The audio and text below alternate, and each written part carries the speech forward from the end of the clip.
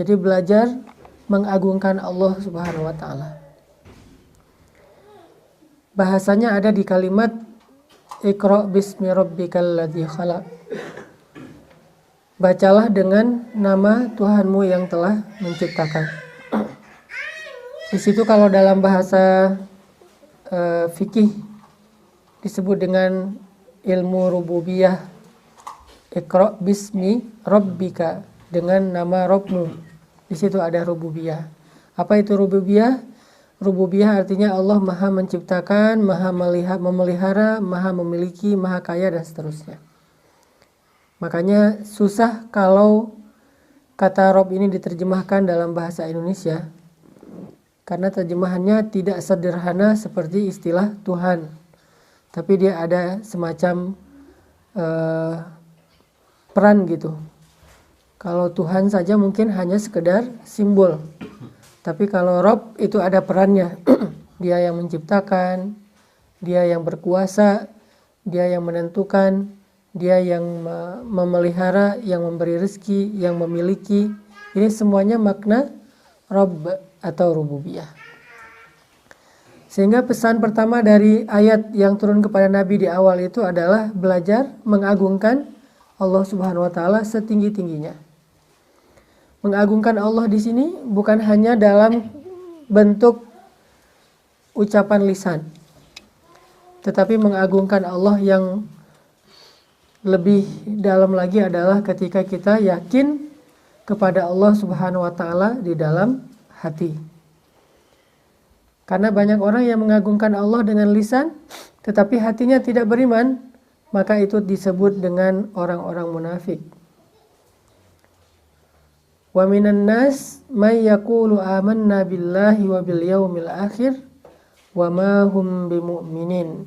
Di antara manusia ada yang yakul itu berkata dengan lisan, kami beriman kepada Allah dan hari akhir, tapi kata Allah, jadi Allah mengkomentari kata-kata mereka. Ibaratnya mereka posting nih, Allah komen. Postingan mereka apa? Captionnya kami beriman. Beriman kepada Allah dan kepada hari akhir. Terus Allah komen, kata Allah, wa ma hum bimu'minin. Mereka tidak beriman. Kenapa Allah justru menolak keimanan mereka padahal mereka sudah yaqulu, berkata dengan lisannya? Karena ternyata iman mereka itu tidak masuk ke dalam hati, hanya ada di dalam ucapan lisan. Padahal Nabi SAW bersabda, sesungguhnya Allah tidak melihat kepada perbuatan kalian atau penampilan kalian atau harta kalian dan seterusnya. Allah melihat ke dalam hati kalian. Dan kalau kita baca hadis pertama dalam setiap buku para ulama, selalu hadis pertamanya innamal a'malu binniyat. Sesungguhnya semua amal itu, baik perkataan atau perbuatan, tergantung kepada an-niyah yang ada di dalam hatinya. Kalau niatnya benar, maka dia akan mendapatkan balasan yang baik dari Allah. Kalau niatnya melenceng, maka dia tidak punya akad apa-apa dengan Allah Subhanahu wa taala. Sehingga kita balik lagi kepada surat Al-Alaq, belajar mengagungkan Allah artinya bukan sekedar belajar memuji Allah dengan lisan. Walaupun itu satu kebaikan. Tapi kalau tidak selaras dengan hati, maka yang lisan ditolak. Sedangkan seseorang yang memuji Allah dengan hatinya, walaupun lisannya sederhana, maka itu berkualitas, berharga di sisi Allah Subhanahu wa taala. Belajar mengagungkan Allah di dalam hati. Belajar meninggikan Allah di dalam hati. Kalau bahasa sederhananya, belajar yakin dan takjub kepada Allah. Belajar yakin dan takjub kepada Allah. Dan ini gak bisa dibuat-buat. Kita harus tanya ke dalam hati kita masing-masing. Kalau bahasa Nabi, istafti qalbak, tanya kepada hatimu. Istafti qalbak, tanya kepada hatimu. Bukan coba kamu ucapkan dengan lisanmu, bukan. Coba kamu ekspresikan dengan penampilan kamu, bukan. Tetapi istafti qalbak, coba minta fatwa, minta pendapat dalam hatimu. Apakah hati itu benar-benar yakin dan takjub kepada Allah Subhanahu wa taala. Sebaliknya, begitu dia yakin kepada makhluk, berarti dia tidak mengamalkan pesan pertama dari Al-Quran. Ketika dia takjubnya kepada makhluk, apalagi kepada diri sendiri, yang kita kenal dengan istilah ujub. Dari kata ajaba atau takjub atau ujub jadi bahasa Indonesia. Takjub, ujub itu sama aja. Ketika dia takjub kepada dirinya, namanya ujub. Dan berarti dia tidak lagi mengamalkan pesan pertama yang turun kepada Rasulullah. Kalau udah kayak gitu susah menjadi orang yang taat kepada Allah. Karena takjub kepada Allah ini artinya meninggikan Allah setinggi-tingginya. Kemudian pesan keduanya adalah merendahkan diri kita serendah-rendahnya. Khalaqal insan min 'alaq, yang menciptakan manusia dari segumpal darah. Mimmani yumna, kalau di surat Al-Qiyamah disebut diciptakan dari maniyin yumna, dari setetes air yang dipancarkan. Dan istilah airnya juga disebutkan oleh Allah. Saking rendahnya manusia. Berarti pesan yang awal-awal disampaikan Allah kepada Rasulullah, bisa dibilang kuliah pertamanya Nabi itu bukan gimana cara membaca huruf. Sampai akhir hayat juga Nabi tidak bisa membaca huruf. Tapi kuliah pertama yang disampaikan Allah kepada Nabi adalah materi Allah Maha Tinggi, manusia itu rendah. Allah Maha Kuasa, manusia itu tidak berdaya. Allah Maha Kaya, manusia itu fakir. Allah Maha Menghidupkan, manusia itu dihidupkan. Allah Maha Kuat, manusia itu lemah. Allah Maha Menolong, manusia itu butuh pertolongan. Alam yajidaka yatiman fa'awa, wa wajadaka dhallan fahada, wa wajadaka ailan fa'aghna. Itu pesan yang sama seperti yang ada di dalam surat Al-Alaq ayat 1-5. Jadi bisa dibilang tentang kebesaran Allah dan kerendahan manusia. Kebesaran Allah ini bisa dibilang dengan istilah azamatullah atau ma'rifatullah atau akidah, sedangkan kerendahan manusia bisa disebut dengan istilah at-tawadu. Itulah ternyata tema pertama dalam Islam, bab akidah dan bab tawadu, dan ini satu paket. Ketika seorang manusia meninggikan diri, pasti akidahnya udah gak benar. Ketika manusia meninggikan Allah, otomatis harusnya dia menjadi lebih rendah di hadapan Allah, merasa lebih rendah. Gak mungkin dua hal ini berjalan sama. Artinya dia tinggi, Allah tinggi, itu nggak mungkin. Ketika dia meninggikan diri, berarti dia merendahkan Allah. Ketika dia meninggikan Allah, berarti dia merendahkan diri. Ini sesuatu yang udah jadi satu paket. Nggak mungkin seseorang menjadi lebih taat kepada Allah dalam keadaan ujub kepada diri sendiri. Itu nggak mungkin. Nggak mungkin seseorang menjadi lebih taat kepada Allah dalam keadaan sombong. Itu nggak mungkin. Kenapa? Karena itu menyalahi kaidah dari Allah. Syarat ketika kita ingin menjadi lebih taat kepada Allah, kita harus merendahkan diri kita serendah-rendahnya di hadapan Allah. Dan bukan hanya fisiknya yang rendah, tapi juga hatinya yang direndahkan. Artinya dia merasa bahwa dirinya bukan siapa-siapa. Merasa bahwa dirinya bukan apa-apa. Merasa dirinya tidak berdaya di hadapan Allah, butuh kepada Allah, takut kepada Allah. Itulah kerendahan hati di hadapan Allah Subhanahu wa Ta'ala, sehingga dengan itu dia merasa harus selalu bergantung kepada Allah, berharapnya hanya kepada Allah Subhanahu wa Ta'ala. Ini pesan pertama yang disampaikan Allah kepada Nabi, bab akidah dan bab tawadu. Nanti disebutkan lagi di ayat berikutnya, Iqra wa rabbukal akram alladzi 'allama bil qalam. Ini tentang apa? Akidah. Allah lah yang maha mulia. Allah lah yang punya ilmu. Allah lah yang mengajar. Allah. Allamal insan ma lam ya'lam. Baru kita yang mengajarkan manusia apa yang mereka tidak tahu. Jadi kalau Allah tentang kehebatannya, kalau manusia tentang kelemahannya. Itulah tema pertama yang turun. Kalau ngomong tentang Allah, keagungan Allah. Kalau ngomong tentang diri, kelemahan kita, kekurangan kita. ketidakberdayaan kita, kealpaan kita, dosa-dosa kita, itu yang disebut. Sehingga dengan demikian seseorang menjadi lebih taat kepada Allah Subhanahu wa taala. Jamaah yang dirahmati Allah Subhanahu wa taala, kalau kita perhatikan salah satu penyebab seseorang itu menolak kebenaran agama seperti yang disampaikan disampaikan Nabi dalam hadis Muslim. Salah satu yang menyebabkan seseorang itu menolak kebenaran agama itu karena sifat sombong. Jadi lawan dari tawadu adalah sombong. Kadang ada orang bilang yang ikhlas jangan sombong. Itu bukan dua kata yang berlawanan. Di Indonesia itu banyak dari kita menggunakan dua istilah yang kadang-kadang sebetulnya dia nggak klop gitu. Kalau tawadu lawannya sombong. Kalau ikhlas lawannya riya. Apa bedanya sombong sama riya? Kalau sombong itu dalam urusan dunia. Kalau riya itu dalam urusan agama atau ibadah. Jadi kalau orang misalnya merasa dirinya pamer kepada orang lain tentang ibadahnya, dia cerita-cerita tentang ibadahnya, itu namanya bukan sombong, tapi riya. Tapi kalau dia cerita-cerita tentang hartanya, jabatannya, pekerjaannya, hal-hal yang sifatnya duniawi, itu namanya sombong. Cuman semua ini adalah amal hati. Sehingga kita nggak boleh menjudge seseorang itu riya atau sombong karena kita tidak tahu isi hati orang lain.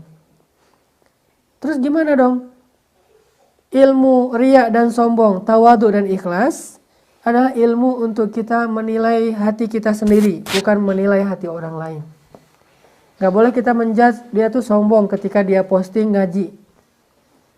Kayak misalnya setahun yang lalu, alhamdulillah, misalnya di Indonesia itu ada Muzammil yang banyak memposting bacaan Al-Quran sehingga cukup ngehit. Ada yang komen di postingan itu, gak boleh riya dengan bacaan Al-Quran. Berarti dia menjudge isi hati orang lain. Padahal tidak ada yang tahu isi hati seseorang kecuali Allah, kemudian orang itu sendiri. Bisa aja niatnya adalah syiar. Dan terkadang amal soleh itu lebih baik disiarkan, ditampakkan supaya menjadi teladan. Muncullah hadis Nabi, siapa yang memberikan teladan yang baik, man sanna sunnatan hasanah. Bagaimana akan jadi sunnah hasanah kalau tidak ditampakkan? Berarti nggak semua amal itu harus disembunyikan. Karena kalau disembunyikan tidak ada yang meniru. Tidak menjadi tren. Alhamdulillah gara-gara Muzammil tampil, manggung, akhirnya membaca Al-Quran itu menjadi tren tanpa harus mengubah penampilan.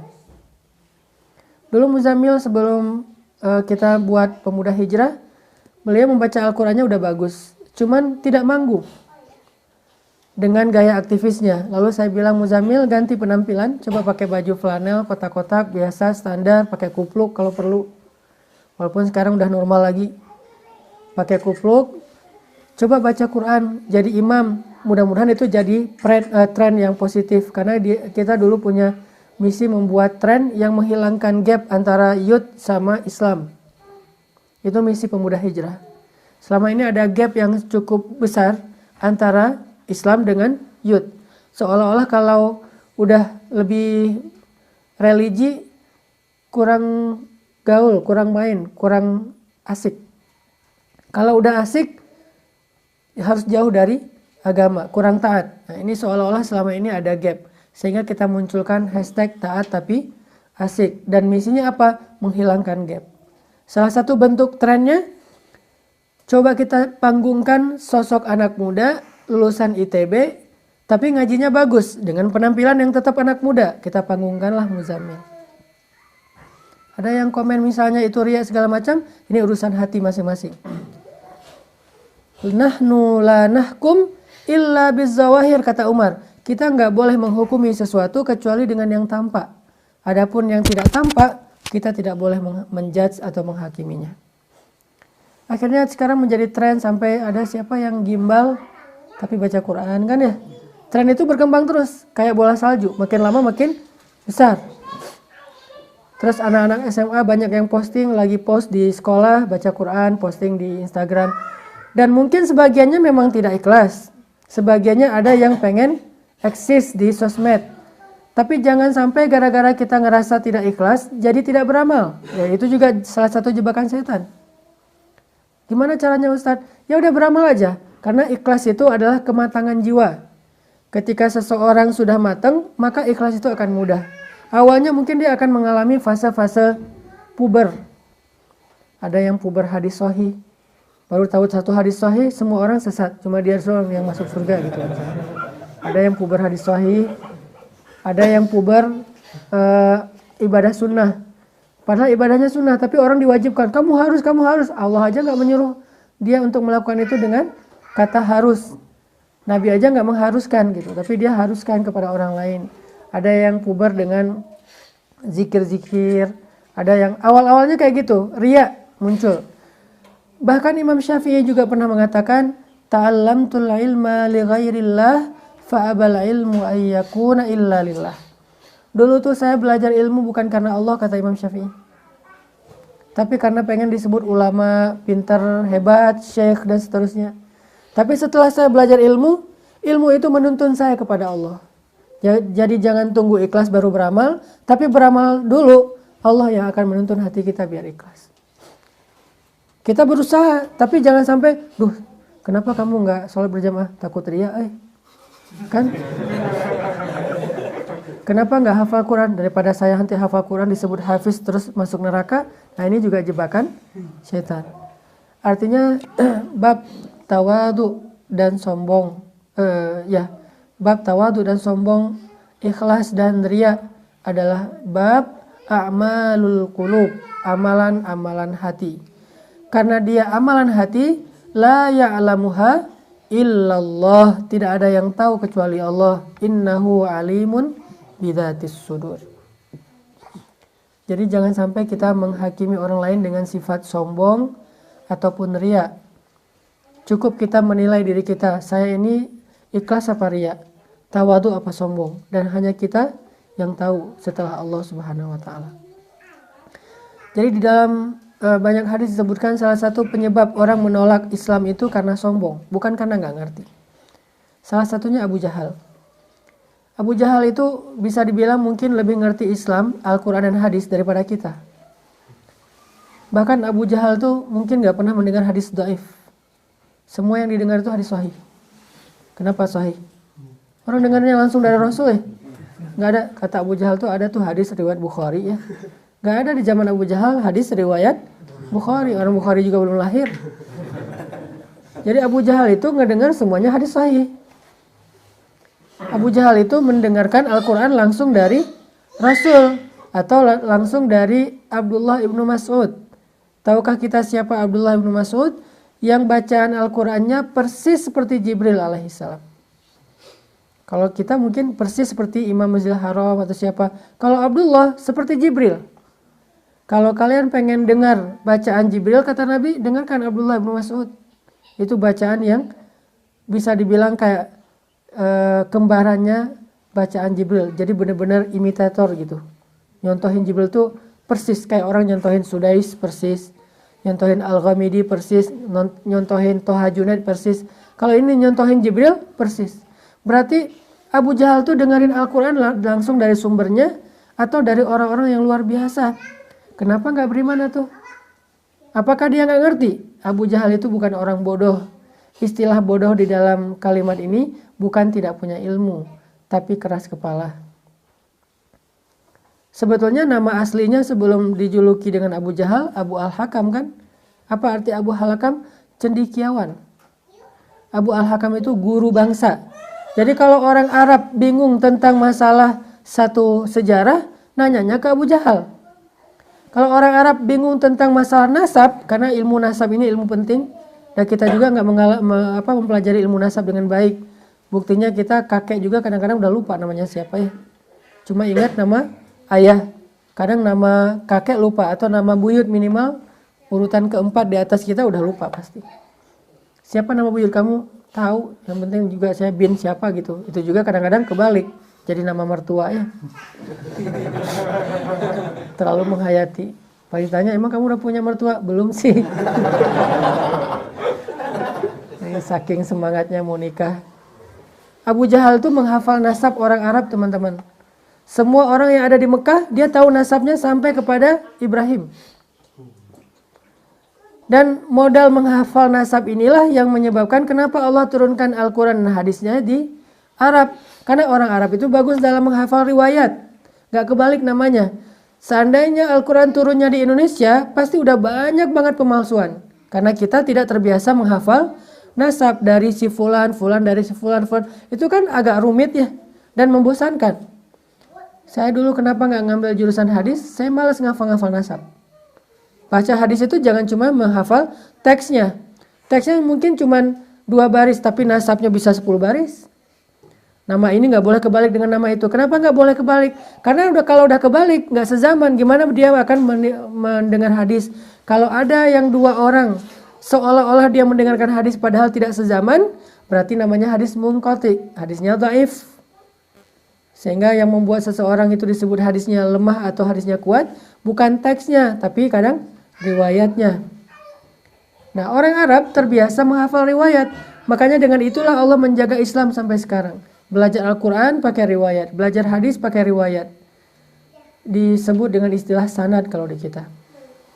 Walaupun bukan wajib menghafal sanad, cuman tetap harus ada yang melakukannya, kayak fardu kifayah.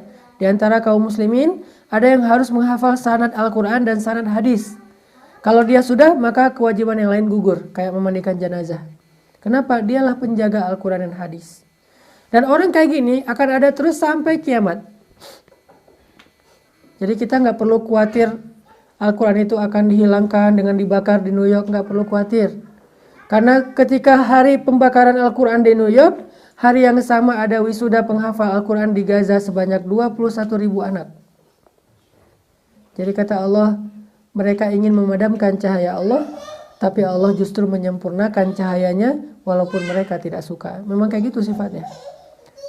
Di hari atau di minggu pertama yang sama dengan dibakarnya Al-Quran di New York, di minggu yang sama diadakanlah wisuda Al-Quran para penghafal Al-Quran di Gaza sebanyak 21.000 anak. Dan itu mereka ngafal Qurannya cuma 1 bulan.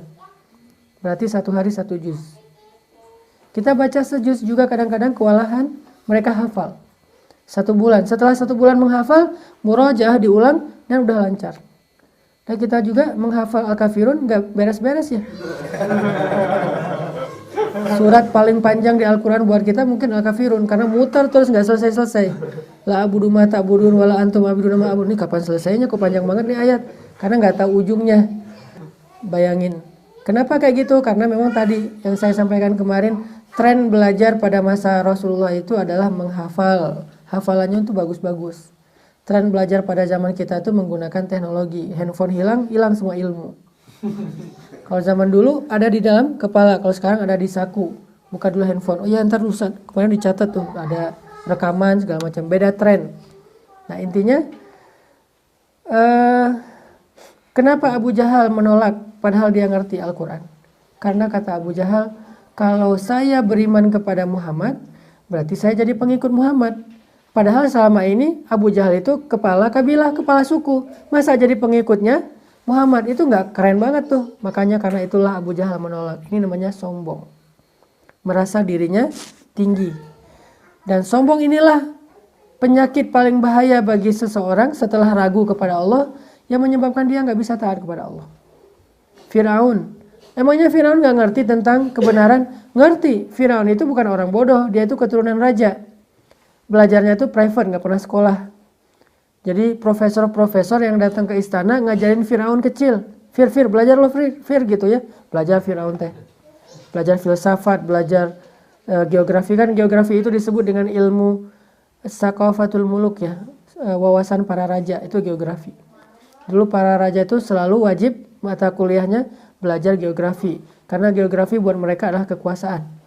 Kalau kita geografi kan sekedar peta dan segala macam ya. Kalau buat mereka geografi itu adalah ekspansi kekuasaan. Jadi mempelajari geografi itu wajib bagi calon raja. Saqafatul Muluk, wawasan para raja. Geografi, filsafat, bahasa, sastra. Rata-rata raja dulu belajar sastra. Kenapa? ketinggian bahasa itu menunjukkan luasnya wawasan seseorang. Ketinggian bahasa itu menunjukkan tingkat tingkatan sosial seseorang. Jadi seorang raja itu harus berbicara dengan bahasa yang kalau diterjemahkan jadi satu buku. Itu bahasa-bahasa yang tinggi. Kenapa tuh kalau kayak gitu Firaun tidak menerima dakwahnya Musa? Apakah dia nggak ngerti? Tapi dia merasa sombong, enggan. Nggak mungkin dia menjadi pengikut Musa padahal dia raja yang paling berkuasa di dunia pada masa itu. Ini masalah. Jadi masalahnya adalah istaghna. Makanya Allah berfirman di ayat berikutnya di surat Al-Alaq, kalla innal insana la yatgha ar-ra'ahu istaghna. Sungguh manusia itu akan melampaui batas kalau dia merasa dirinya serba cukup, artinya serba ada. Merasa nggak butuh kepada Allah. Merasa normal-normal aja. Dan itu terjadi dalam hidup kita walaupun dengan grade yang mungkin nggak separah mereka. Contohnya apa? Kita itu jadi lebih taat kepada Allah kalau kita lagi banyak masalah. Kayak gitu kan yang sering kita rasain. Giliran baru diputusin, sholatnya khusyuk. Kemarin diputusin, misalnya malam diputusin. Itu dia azan subuh. Itu azan subuh paling baper. Makanya azan subuh terbaik menurut saya orang yang baru diputusin. Itu azannya enak banget. Allahu Akbarnya aja getarannya gimana gitu ya. Getaran nggak percaya kok bisa gitu ya. Aku nggak bisa hidup tanpa kamu gitu ya. Ini artinya orang kalau lagi banyak masalah, sakit, banyak hutang, ada masalah sama temennya, sama mantan, apalagi pas ngeliat postingan mantan terakhir tuh udah di atas pelaminan, itu kan berat banget tuh. Biasanya doanya khusyuk, tilawahnya banyak, tahajud rajin. Kenapa?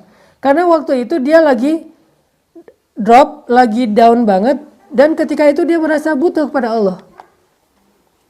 Tapi kalau lagi normal, doanya juga standar. Ya Allah sama aja deh dengan yang sebelah gitu ya. Atau minimal Rabbana atina fid dunya hasanah. Kalau sholat ayatnya pasti yang paling ikhlas, Al-Ikhlas.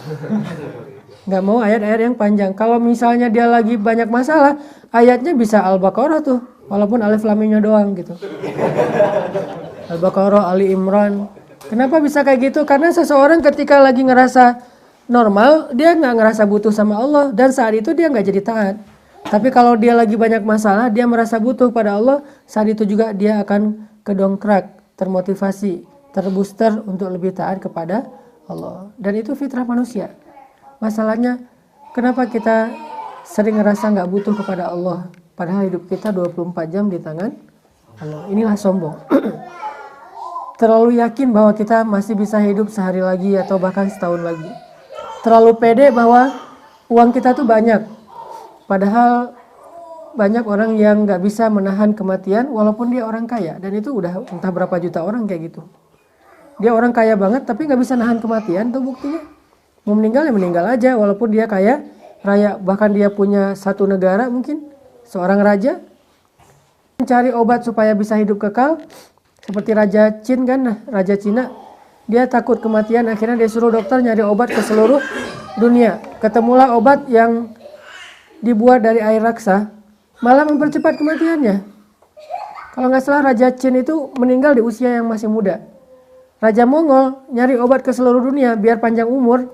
Ternyata kesimpulan dari para tabibnya apa? Umur tidak bisa dipanjangkan, tetapi kekuasaan bisa. Gimana caranya? Turunkan kekuasaan kamu kepada anak kamu. Mulakukan. Tapi dia tetap meninggal. Artinya berkuasa, punya harta, dan seterusnya. Sebetulnya udah banyak contoh bahwa itu tidak mengkekalkan manusia. Tapi tetap aja kita kadang-kadang ngerasa, saya nggak butuh-butuh amat lah sama Allah, sehingga ketika Allah panggil nggak harus datang langsung. Nggak butuh-butuh amat lah sama Allah, sehingga kita ketika sholat nggak terlalu ingat Allah, ingat justru dengan kerjaan-kerjaan kita. Ini artinya teman-teman yang dirahmati Allah, yuk kita belajar sifat tawadu. Pertama, tawadu kepada Allah artinya kita merasa butuh kepada Allah. Dari situ kita akan dapat semangat untuk lebih taat kepada Allah Subhanahu wa Ta'ala. Lihat nanti bagaimana Allah Subhanahu wa Ta'ala mengubah kehidupan seseorang dari di atas tiba-tiba jatuh sedalam-dalamnya atau serendah-rendahnya. Orang yang tadinya sehat-sehat aja tiba-tiba langsung lumpuh misalnya, na'udzubillah. Orang yang tadinya kaya tiba-tiba diuji dengan miskin. Dan itu banyak banget cerita orang yang sukses, man of the year gitu ya. Sukses sebagai pengusaha tahun itu. Anak muda dan pengusaha. Tahun depannya tiba-tiba ada di dalam penjara. Dan itu cerita kayak gitu banyak. Pejabat yang tadinya ngerasa congkak, angkuh kemana-mana pakai forrider. Gak lama kemudian, 5 tahun kemudian ada di penjara. Dan sekarang jumlahnya banyak di penjara. Ada yang 15 tahun, 17 tahun, 10 tahun. Ada yang bahkan belum divonis tapi udah menjalani sekitar 1 tahun di dalam penjara. Artinya kehidupan seseorang itu sebetulnya sangat butuh Allah. Kita karena ngerasa kadang-kadang kita normal-normal aja padahal kita udah melenceng. Lagi road to kehancuran, cuma kita nggak sadar. Kalau nggak ditolong oleh Allah, maka mungkin kita benar-benar akan binasa.